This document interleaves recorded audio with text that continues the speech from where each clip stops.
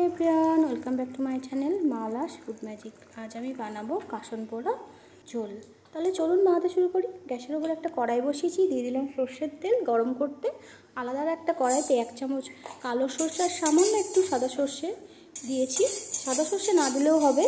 এটা একটু হালকা করে ভেজে নিলাম। এটা কাঠখোলায় ভেজেছি। এবার সর্ষেটা ঠান্ডা করে নেব একটা আলাদা বাটিতে ঢেলে। ঠান্ডা হয়ে গেছে। এবার এই সর্ষেটা অল্প অল্প জল দিয়ে আমি শিল নোড়াতে বেটে নেব।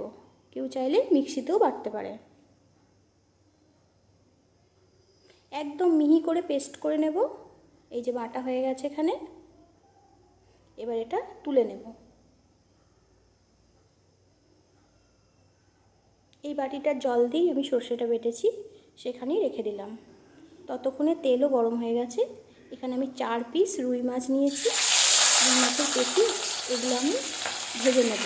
এগুলো আগে থেকে নুন হলুদ মাখিয়ে নিয়েছিলাম। একদম লাল করে ভেজে নেব। এক পিঠ ভাজা হয়ে গেছে, উল্টে দিলাম। 2 পিঠই ভাজা হয়ে গেছে। মাছ এবার তুলে রাখছি।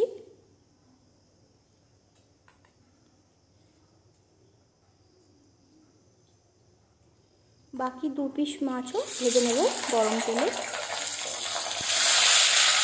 একদম লাল করে ভেজে নিচ্ছি। এক পিঠ ভাজা হয়ে গেছে, উল্টে দিলাম।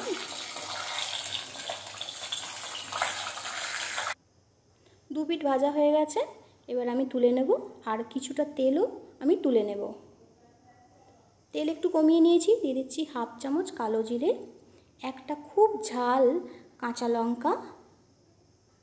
ফোড়নটা একটু পরই হয়ে গেল, ফোড়নের গন্ধ বেরোচ্ছে। এরপর এর মধ্যে আমি দিয়ে দিচ্ছি কেটে রাখা আলু।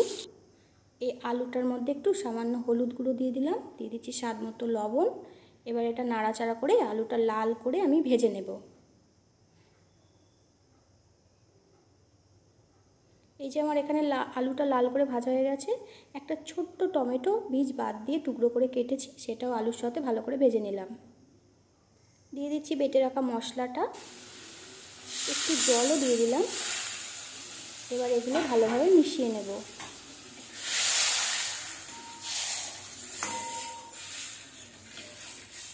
ভালোভাবে মেশানো হয়ে গেছে এবং ঝোল ফুটে আসা পর্যন্ত অপেক্ষা করব।